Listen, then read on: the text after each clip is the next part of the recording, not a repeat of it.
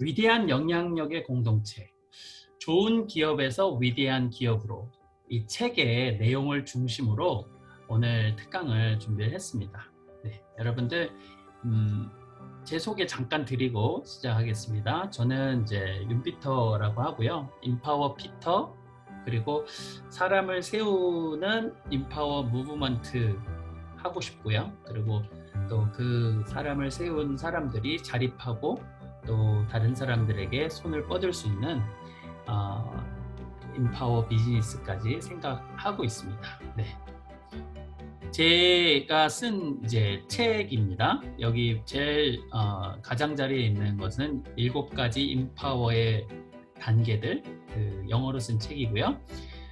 그리고 Journey to Life, New Life, 이거는 제 이제 논문을 영어로 썼고 그거를 이제 출간을 최근에 했습니다. 그리고 공저로 나와 있는 내 직업을 소개합니다 라는 책이 출간이 되고요. 지금 쓰고 있는 책은 요즘 대세 인파워 리더십이라는 책, 제가 영어로 쓴 책을 지금 한국말로 좀 최신 드라마 트렌드 거기에 있는 사례들도 가져와서 좀 소개를 해드리려 합니다. 김사부나 네, 제가 공부해온 과정들이 여기 있고요. 제가 저희 센터, 방글라데시에 있는 영어와 리더십 센터 사진이고 미국에 있는 학교 모습입니다. 지난주까지 해서 마쳤던 영향력 마스터 클래스는 이런 식으로 구성이 되어 있습니다. 영향력 마스터 클래스를 하신 분 혹은 오늘 처음 오신 분들에게 간단히 도움드리고자 한 1분만 제가 설명을 드리겠습니다. 영향력은 영어로 influence라고 하죠. influence. 그리고 영향력을 미치는 사람, influencer인데 influencer. 근데 그거를 이니셜을 따서 INFLUENCER, 인플루언서, 여러분이 이렇게 외우시면 돼요. 그리고 이 인플루언서의 약자들을 따서 영향력이 미쳐지는 과정, 그리고 영향력을 어떤 식으로 미칠 것인가에 대한 여러분들이 감을 잡으실 수가 있습니다. 제일 첫 번째면서 피라미드의 제일 아래에 있는, 그렇죠? 피라미드의 제일 아래에 있는 과정이 I, 인티그리티고 역할 모델이라고 할 수 있습니다. 우리가 사람을 만날 때 그 사람이 믿을 수 있는 사람인가가 굉장히 중요하죠. 제가 있는 나라에, 지금 방글라데시라는 나라에서는 서로 믿는 거에 대한 두려움들이 있어요.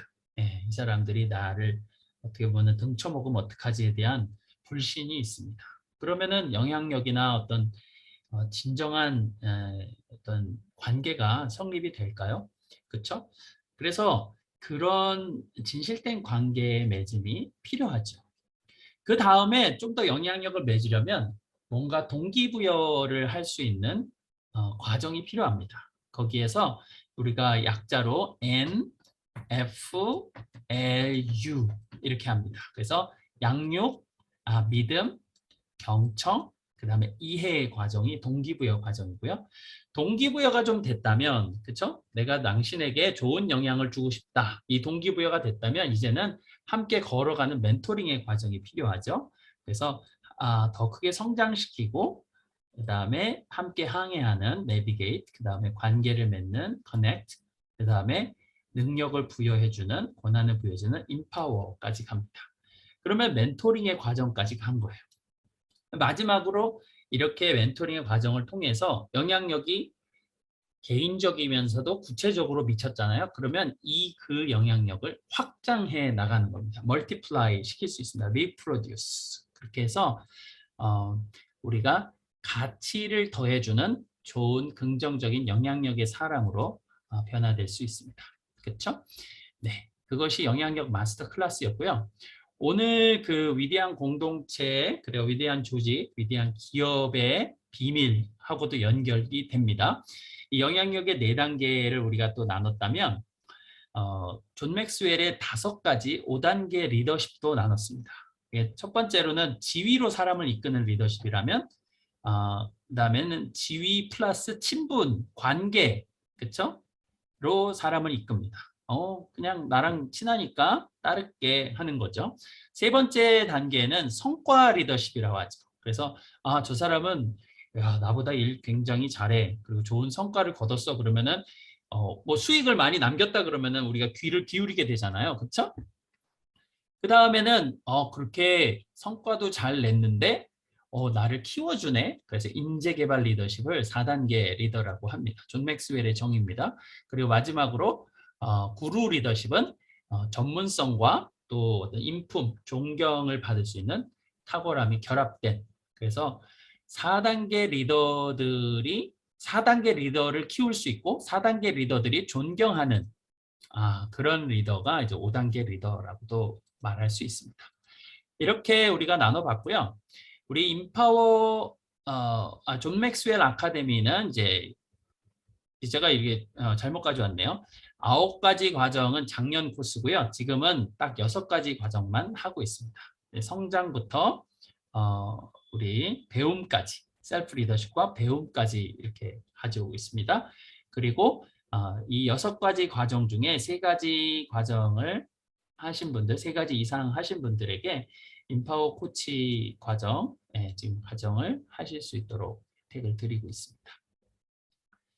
네, 이제 좋은 것에서 위대한 기업으로, 좋은 기업을 넘어 위대한 기업으로. 그러니까 좋은이라는 말은 되게 좋잖아요. 근데 방글라데시에 이제 사람들이 잘 쓰는 말이 있어요. 노말이라는 말을 잘 써요. 노말. 저건 노말하다, 노말하다. 근데 노말하다는 거는 퀄리티가 그렇게 좋다는 뜻은 아니에요. 그냥 다 아무데나 만날 수 있는 거. 그러니까 좋은도 사실은 그냥 good, I'm okay, I'm good 이렇게 얘기하잖아요. 그러니까 일반적이라는 거죠. 근데 좋은 것 이상의 거는요, 가난하던 부자던 그리고 남자든 여성이든 알아봅니다. 그렇죠? 그리고 정말로 좋은 것, 그리고 그 위대한 것의 가치를 인정해 줍니다. 그리고 배우고 싶고요, 따르고 싶고요. 그리고 의미 있는 삶으로의 나도 그 여정을 떠나고 싶은 게 이제 위대함에 대한 어떤 우리의 이끌림입니다. 짐 콜린스가 5년 동안 연구를 한 거예요. 이분이 스탠포드 대학교의 경영학 교수입니다. 그런데 기업을 연구를 해서 정말로 오랫동안 살아남는, 그렇죠? 그리고 수익을 내면서, 그리고 CEO들이 바뀌어가면서 그렇게 남았던 위대한 기업의 비밀은 무엇인가를 연구했어요. 짐 콜린스가 재밌는 말을 했습니다.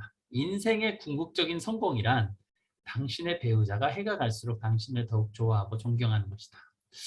이 되게 그런 뭐랄까 다정함, 네, 그런 삶의 어떤 풍요로움 이런 것들도 추구하시는 분인 것 같습니다.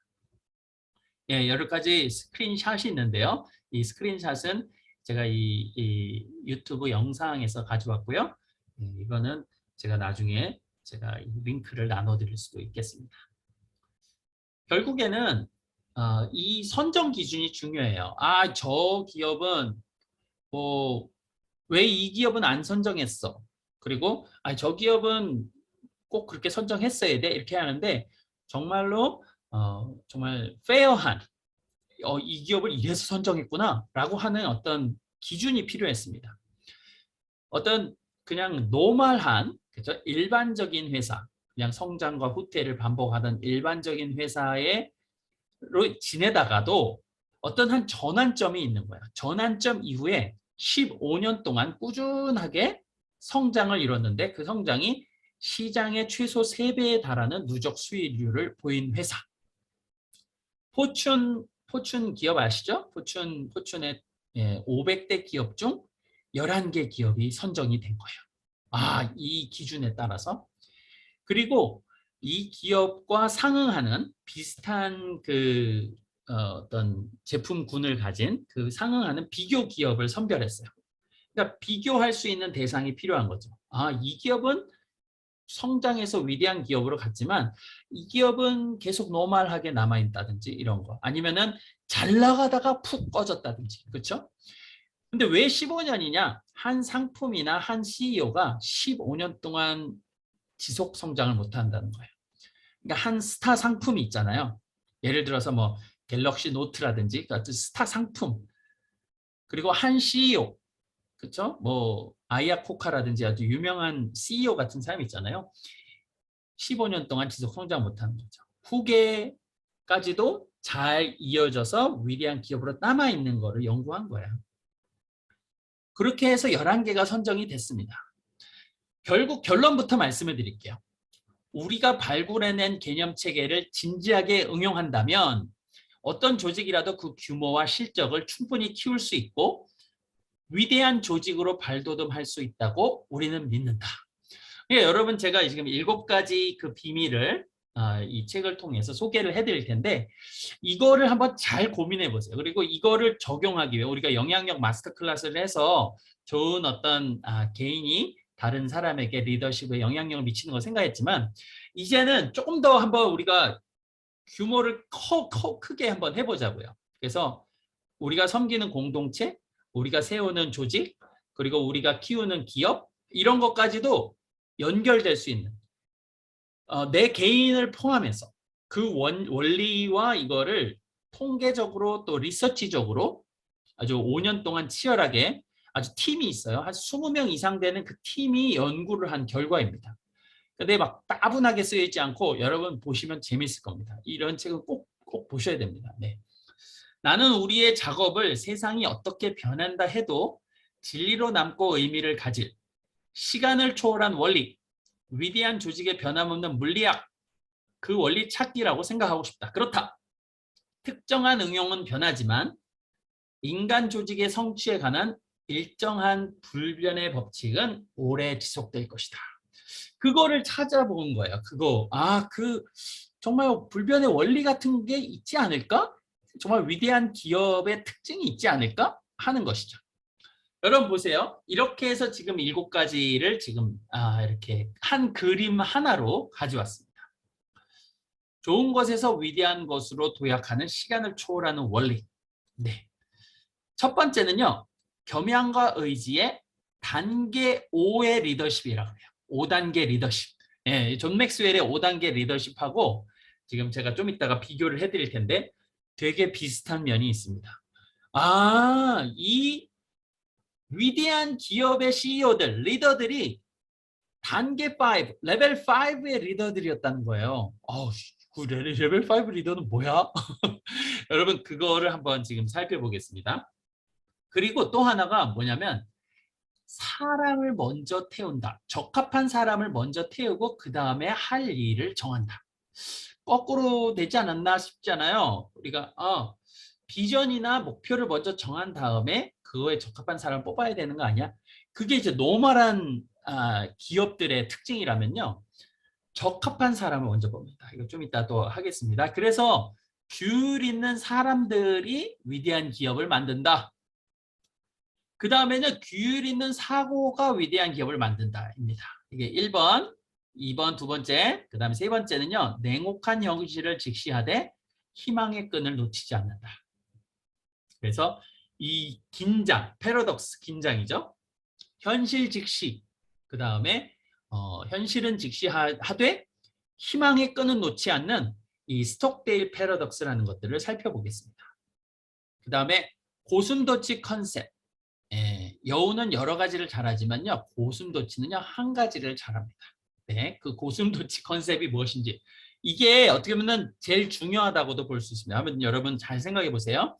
그리고 이렇게 축적이 되어 가는 과정 가운데 어느 한순간 또 규율이나 문화가 축적이 되는 가운데 돌파가 일어납니다. 그래서 쭉 성장하는 것이죠. 규율의 문화, 그 다음에 기술의 가속 페달을 밟아서 규율 있는 행동을 통해서 이 플라이 휠이 돌아갑니다. 이 플라이 휠이 아주 이렇게 돌아가면서 플라이 휠은 비행기 바퀴 같이 큰 휠입니다.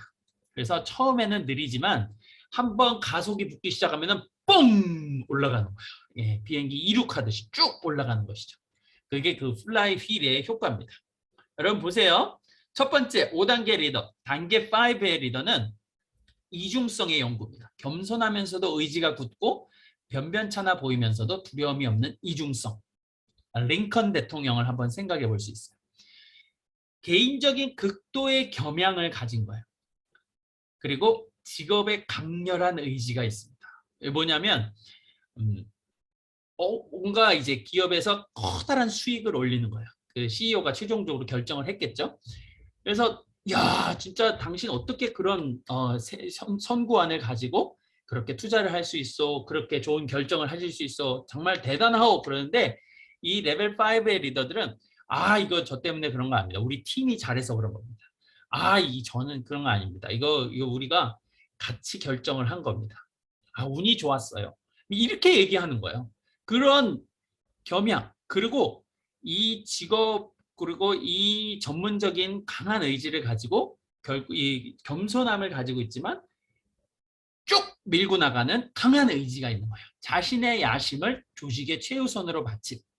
그래서 링컨 대통령이 가졌던 그 5단계 리더십의 어떤 그 특징을 이 11명의 CEO들이 가졌다는 거죠. 예, 사람이 교체까지 일어났으니까 11명이 더하겠죠? 11명을 더한.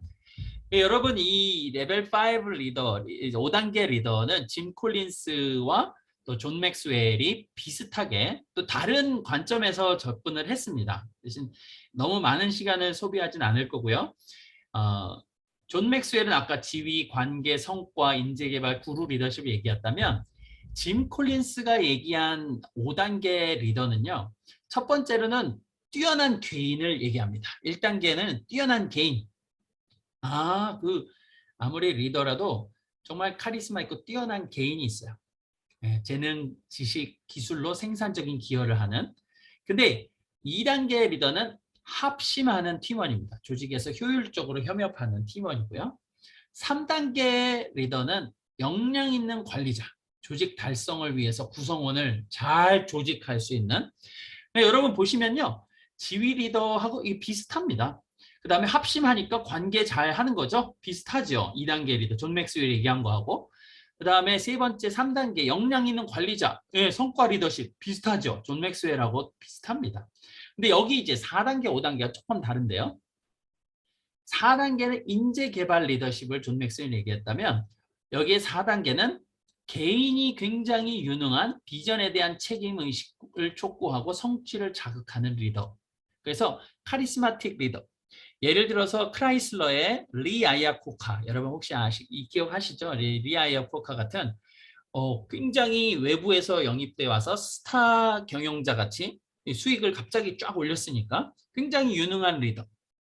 근데 이 사람이 빠진 게 있어요. 그게 이제 5단계 리더인데 조직을 앞세우고 자기를 좀 낮추고 그러면서 공을 다른 사람들에게 돌리고, 그렇죠? 그런 부분들이 예를 들어서 어떤 희생적인 어떻게 서번트 리더십이라든지 겸손의 그 성품과 또 이 구루 리더십, 이 부분들이 조금 부족한 것이죠. 네, 그래서 여기까지도 연결이 됩니다.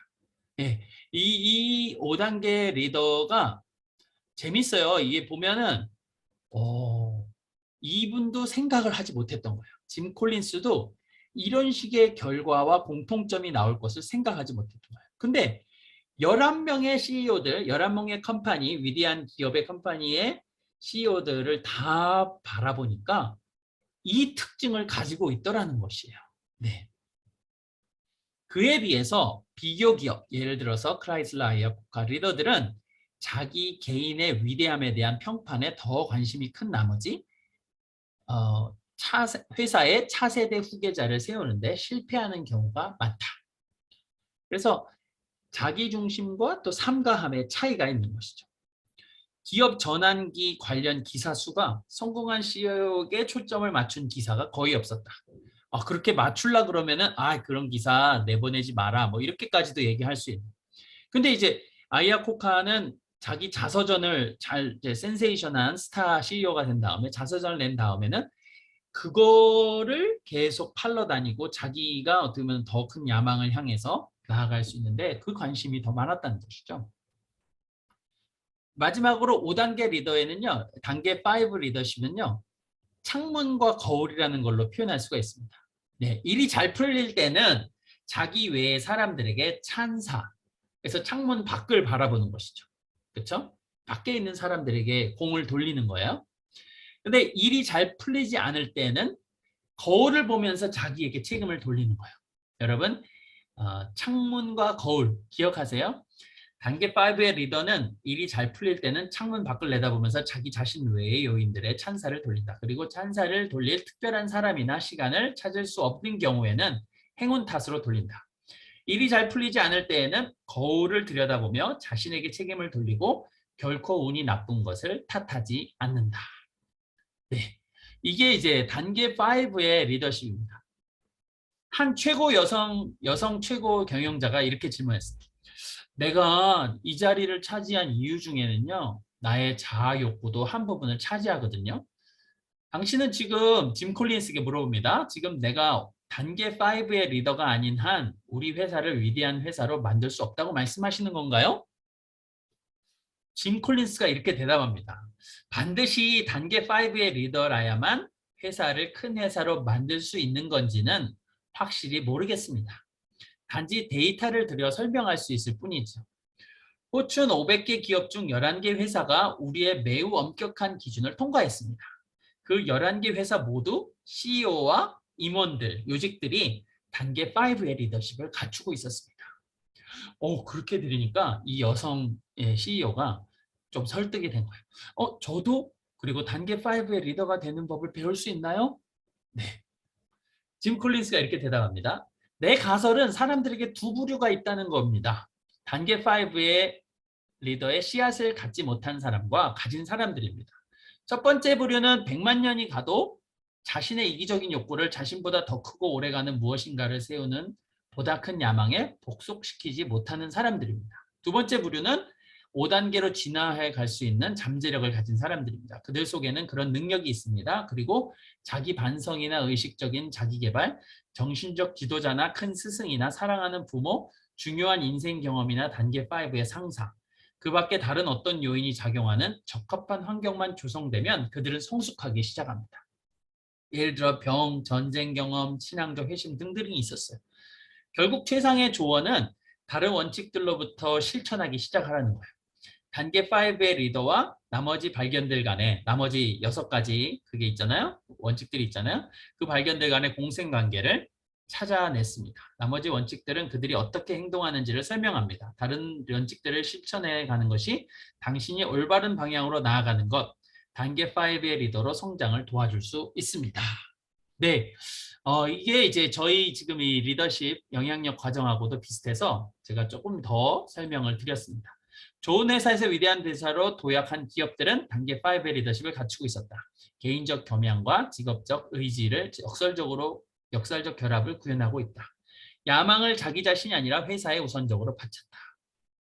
단계 5의 리더들은 차세대 후계자들이 훨씬 더 큰 성공을 거둘 수 있는 기틀을 마련해 주는 데 반해서 자기 중심적인 단계 4의 리더들은 후계자들을 실패의 늪에 빠뜨리는 경우가 많다. 이런 특징이 단계 5의 리더들에게 있었고요. 최근 역사에서 가장 커다란 문제 중 하나는 명성이 화려한 리더들을 선택하고 잠재적인 단계 5의 리더를 선택하지 않는 경향이다. 많은 사람들이 단계 5의 리더로 진화해 갈 수 있는 잠재력을 지니고 있다고 나는 믿는다. 좋은 회사를 위대한 회사로 키운 CEO 11명 중 10명은 회사 내부 출신인 반면 이런 비교 기업들은 6배나 자주 외부 CEO 영입을 시도했다. 네, 여러분 두 번째 들어갑니다. 단계 5 리더가 첫 번째 원리라면은 위대한 도약을 이룬 기업들은 비전과 전략을 세우고 난 후 사람들을 그 방향에 헌신하게 했나? 아니, 그 반대였다. 버스에다 적합한 사람들을 먼저 태우고 부족한 사람들은 버스에서 내리게 한 다음에 버스를 어디로 몰고 갈지를 함께 생각했다. 예. 사람이 먼저고 그 다음에 할 일이다. 네. 적합한 사람과 함께 비전을 세운다? 그 이유는 뭘까요? 예, 무엇보다 누구로 시작할 경우에 변화하는 세계에 보다 쉽게 적응할 수 있기 때문에 그렇습니다. 적합한 사람들을 버스에 태운다면 사람들에게 어떻게 동기를 부여하고 사람들을 어떻게 관리할 것인가 하는 문제가 대부분 사라집니다.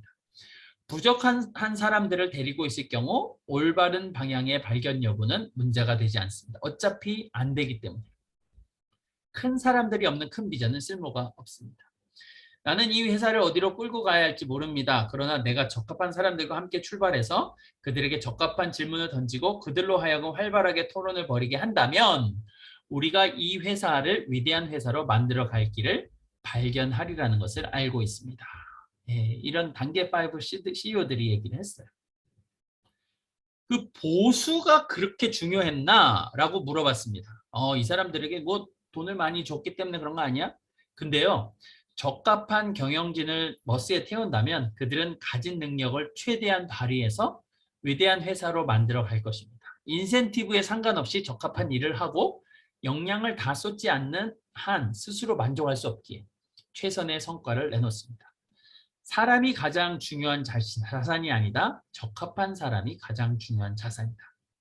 위대한 기업은 적합한 사람을 규정할 때 특별한 교육적 배경이나 유용한 기술, 전문적인 지식, 작업 경험보다도 품성에 더 중점을 두었다. 엄격하지만 비정하진 않다. 어떤 직급이든 엄격한 기준을 한결같이 적용하며 고위직은 더욱 그런다는 뜻이다. 엄격해지는 법 3가지. 이게 이제 기업 문화하고도 연결이 됩니다. 네. 그 휴렛 패커드, 그 HP죠. 거기에 패커드의 법칙이라는 게 있는데 어떤 회사도 성장을 실현하고 나아가 위대한 회사를 만들어갈 적임자들을 충분히 확보하는 능력 이상으로 수입을 줄곧 빠르게 늘려갈 수는 없다. 성장의 궁극적 동력은 적합한 사람들을 충분히 확보하고 붙들어주는 능력이다. 구글이나 MS 채용하는데 오랜 시간을 들이고 검증을 하죠. 사람을 판단하기 위한 3가지 지침. 첫 번째, 의심스러울 때는 채용하지 말고 계속 지켜보라. 네, 지켜보는 거예요. 부적격자를 메워두는 것은 적합한 사람들 모두에게 불공평하다. 부적격자의 모자라는 부분을 보완해주지 않을 수 없기 때문이다. 시간이 뺏기는 거죠. 부적격자를 붙잡아두는 것도 불공평하다. 그 사람의 인생의 한 부분, 즉 자신이 꽃피울 수 있는 더 나은 곳을 찾으며 보낼 수 있는 시간을 빼앗고 있는 것이다. 그래서 결국 사람을 바꿀 필요가 있다는 것을 알게 되면요, 즉시 실행하라는 거예요. 네. 최고의 인재를 문제가 가장 큰 곳이 아니라 기회가 가장 좋은 곳에 배치한다. 비교 기업들은 문제의 처리가 기껏해야 회사를 좋게 만드는 데 그치는 반면 기회의 구축이야말로 회사가 위대해지는 유일한 길이라는 사실이다. 최고의 인재를 기회가 가장 큰 곳에 배치하라. 결국 위대한 회사를 만드는 동시에 멋진 삶을 만드는 것도 가능한가에 대한 질문이 나오게 돼 있습니다. 어떤 사람 이런 것이 중요하다면 질레트 CEO는 가족, 하버드, 질레트 이 3가지에 초점을 많이 뒀는데요. 삶의 균형을 유지했습니다. 가족과도 시간을 함께 보냈고 예배에도 규칙적으로 참여했고 적합한 사람들을 주위에 모으고 사람들을 적재적소에 앉히는 데 능했기 때문에 밤낮 없이 줄곧 회사에 있을 필요가 없었다. 이렇게 고백합니다. 결혼 말고는 회사가 내 생애의 가장 열정적인 연애였죠.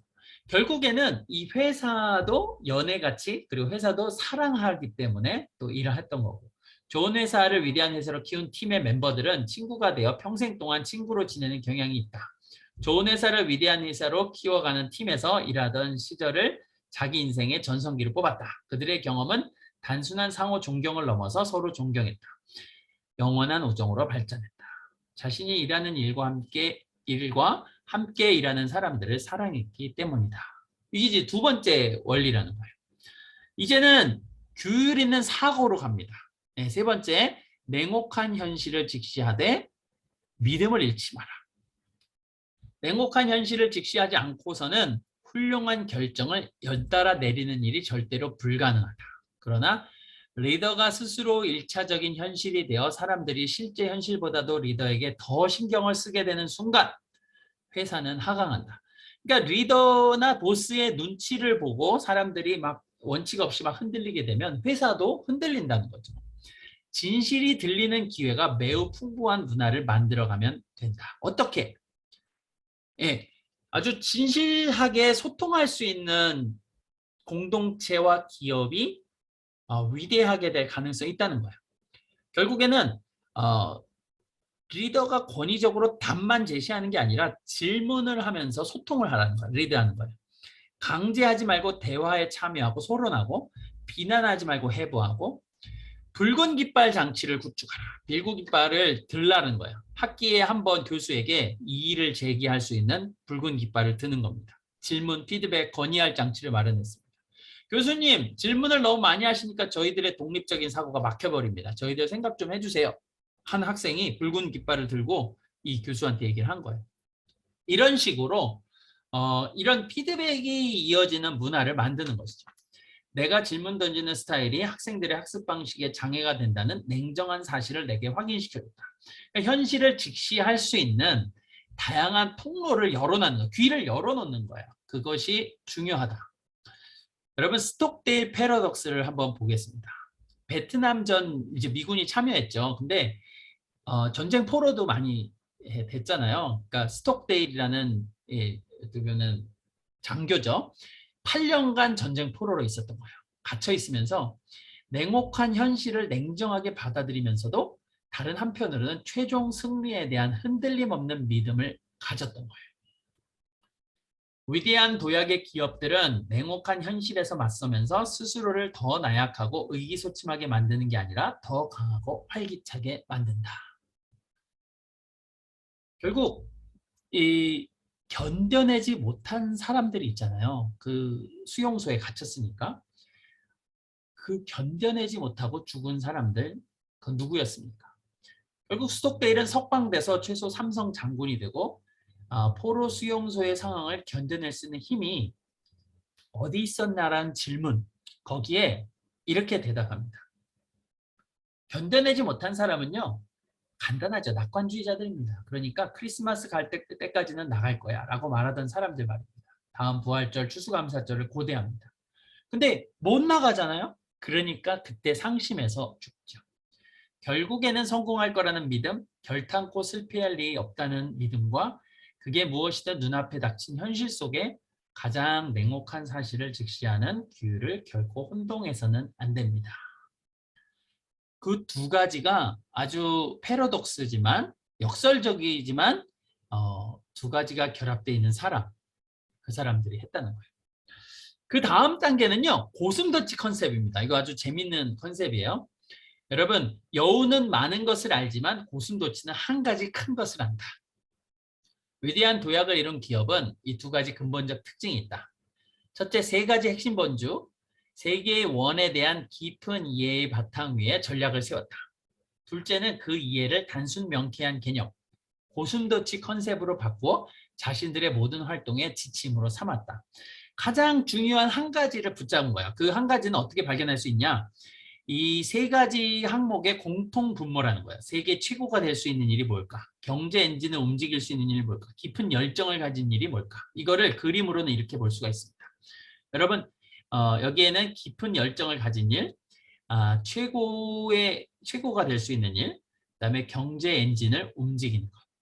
우리의 자존심을 충족시켜주는 분야나 우리가 최고가 될 수 없는 분야에 한눈을 팔지 않고 우리가 다른 어느 누구보다도 잘할 수 있는 몇 가지 일에만 총력을 집중하기로 했다. 고슴도치 컨셉은 스톡데일 패러독스를 넘어 조직이 진정 어느 분야에서 최고가 될 잠재력을 찾아 그것을 끝까지 물들어지는 거야. 네. 제가 이제 인파워 7단계 책을 썼는데 거기에 이제 3W라는 게 나옵니다. 그래서 well to do, want to do, worth to do의 공통 분모를 찾아서 이걸 향해 나아가라는 거야. 근데 여기에도 똑같이 얘기하는 거죠. 이게 열정, 그러면 want to do, 최고, well to do, 잘할 수 있는 거, 그 다음에 worth to do, 가치 있는 거. 그쵸? 네, 이렇게 하면은 고슴도치 컨셉까지 끝났어요. 그러면 이제 나머지 두 개가 간단하게 짧게 살펴보겠습니다. 규율 있는 실천이 중요한 거예요. 생각에서 끝나는 게 아니라 실천이 중요합니다. 고슴도치 컨셉이 철저하게 관철되는 세계의 원 안에서 규율 있는 행동을 하는 규율 있는 사람들로 가득한 문화를 만들라. 여러분, 그 룰이 있습니다. 체계 내에서 자유와 책임을 바탕으로 하는 문화를 만든다. 지위를 주지 말고, 여러분 잘 기억하세요. 지위를 주지 말고 책임을 주어라 라고 우리가 말할 수 있습니다. 그러니까 지위만 주면, 포지션만 주면 그 포지션에 맞는 일만 하려고 그래요. 그러나 이 책임을 주면은 그 책임을 감당하기 위해서 또 그 자유까지 주면은 그 완수하기 위해서라면 땅끝까지도 갈 용의가 있는 자율적인 문화까지 갖춰지게 되면 열정적으로 하게 되는 것이죠. 좋은 회사에서 위대한 회사로 도약한 기업들은 분명한 강제를 동반하는 일관된 시스템을 구축했지만 그와 동시에 사람들에게 시스템 체계 내에서의 자유와 책임도 부여했다. 그들은 관리할 필요가 없는 자율적인 사람들을 채용한 뒤 사람들이 아니라 시스템을 관리했다. 규율의 문화를 전체적인 규율 강요하고 혼동하지 말고요. 고슴도치 컨셉을 고수하며 그만둘 일 리스트를 만들어서 고슴도치 컨셉에서 벗어난 모든 것을 체계적으로 제거했다는 거예요. 그거를 끈질기게 물고 늘어지면서 자기가 잘할 수 있는 거, 그리고 열정적으로 할 수 있는 것, 또 경제적인 가치가 있는 것들을 쭉 붙잡아 간 거예요. 어떤 사람은 그 규율을 만들어 놓고 아 이거 진짜 좋은 기회인데 하면서 그걸 잡느라고 그 규율을 깨트리는 경우가 있습니다. 그런데 평생 단 한 번의 기회에는 그때밖에 없을 것 같지만 또 그렇지는 않다라는 것이죠. 여섯 번째는 가속 기술입니다. 좋은 회사에서 위대한 회사로 도약한 기업들은 기술을 추진력의 발동기가 아니라 가속 페달로 활동하는 거예요.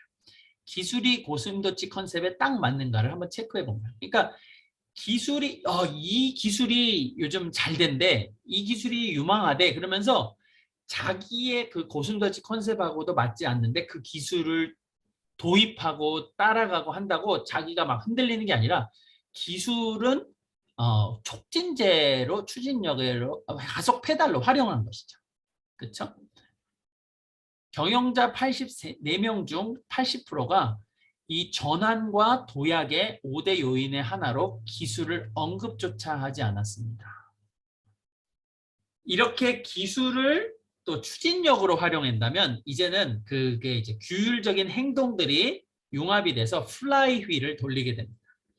외부에서 볼 때는 전환은 극적이고 혁명이나 다름없는 돌파로 비춰지지만 내부에서 볼 때는 전환은 전혀 다른 느낌으로서 오히려 유기체의 발달 과정에 가깝다. 그러니까 이게 적합한 조건과 환경을 맞춰지면서 한 발 한 발 나아가면서 또 한 걸음 한 걸음 실행하면서 이루어진 결과라는 것이죠. 책임감이나 얼라이먼트, 한 방향으로 조직이 공동체가 정렬되는 것, 그 다음에 동기부여하는 것, 또 변화하는 문제들은 대개 저절로 해결된다. 한 방향의 정렬도 얼라이먼트죠. 성과와 추진력으로부터 자연스럽게 형성된다. 이제 이게 문화가 되는 것이죠. 그렇죠? 한마디로 마지막으로 묻겠습니다. 왜 위대해져야 합니까? 우리가 물어본다면 저는 그냥 노멀하게 있고 싶은데요. 그냥 전 좋은 것에 만족하고 싶은데요. 근데요. 한번 이렇게 한번 도전 드립니다. 여러분이 최대한 키우고 싶어질 만큼 또 정말 관심 가는 일을 한번 찾아보세요. 이게 이제 고슴도치 컨셉이라고도 할 수 있습니다. 개인에게도 적용이 될 만합니다. 이게 그렇게 되면은 내가 이걸 더 잘하고 싶은 거야. 내가 이걸 하는데 기쁜 거예요. 그리고 내가 이걸 하는데 의미 있고 가치 있는 거예요. 그러니까 위대함에 대한 열망이 같이 솟는다는 것이죠. 의미 있는 삶을 살지 못하는 한 크고 위대한 삶을 살기란 불가능하기 때문이다. 네, 우리 이제 마쳤고요. 마지막으로 꿈 마스터 클래스 이제 소개해 드립니다. 1월 3일 월요일에 오픈 강의가 있습니다. 12월은 오늘을 마지막으로 이제 여러분 방학이고요. 이제 이 마스터 클래스 방학이고요. 1월 3일 오픈 클래스 있고 1월 10일에서 2월 14일까지 이렇게 6주간에 걸쳐서 진행합니다. 네, 이건 작년 포스터예요. 이건 작년 포스터이기 때문에 제가 여러분들에게 새로운 포스터를 이제 12월 중에 만들어서 또 오픈 강의 때 또 뵙겠습니다. 그래서 여러분들이 이제 또 이제 장학금이라든지 또 그런 필요하신 분들 또 신청도 선교사님이나 그런 분들이 받고 있고요. 네 번째 마클입니다. 뭐냐? 꿈꾸는 리더를 찾아서 하는 꿈 마클인데요. 꿈이 뭐냐? 꿈이란 당신의 마음과 의지, 감정에 에너지를 불어넣어 당신이 이룰 수 있는 모든 것을 해낼 힘을 주는 미래에 대한 그림이다. 큰 꿈을 가져야 큰 꿈에 맞게 우리가 성장할 수 있다. 나의 꿈을 찾고 소유하고 그 팀을 이뤄서 이루어가는 그 과정들을 한번 살펴봅니다. 10가지 질문들이 있어요. 꿈 정말 당신이 소유하셨습니까? 소유받았습니까? 그것이 그려집니까? 명료합니까? 현실적입니까? 당신은 그 꿈을 이루는 열정이 있습니까? 전략, 그 진로와 전략이 있습니까? 그리고 함께 이룰 사람들이 있습니까? 드림팀이 있습니까? 대가를 치르겠습니까? 끈기가 있습니까? 성취할 수 있습니까? 의미가 있는 꿈입니까? 이런 거를 하나하나 우리가 살펴보는 것이죠. 내 자신을 점검하고 또 새해에 맞아서 이제 2022년의 새 한 해에 여러분의 꿈들을 한번 점검하는 데 중요한 계기가 될 수 있을 것입니다. 우리는 삶에 활발한 원동력을 주는 방법을 찾아야 합니다. 우리 자신의 운명에 책임지고 실질적인 삶의 계획을 세우며 꿈을 실제로 이루기 시작해야 합니다. 저는 다윗을 한번 연결을 해봤어요. 다윗도 다윗이 이제 꿈을 소유하게 되죠. 받게 되죠. 예, 그렇죠? 그리고 기름 부음을 받게 되고요. 그 나라에 대한, 그렇죠? 하나님 나라에 대한 또 꿈의 나라에 대한 그 명료와 현실성들을 갖게 되고 열정을 갖고 진로를 선택하면서 전략을 갖게 되죠. 그리고 드림팀을 모으게 되고 대가를 치르고 고난을 많이 겪었죠. 그래 끈기 있게 나아가면서 성취, 그 다음에 의미 있는 삶을 살게 됩니다. 우리의 개인에게도 적용할 수 있어요. 마찬가지입니다. 네, 네 오늘 이렇게 마치겠습니다. 여러분 감사합니다. 네, 고맙습니다. 잘 들어주셔서.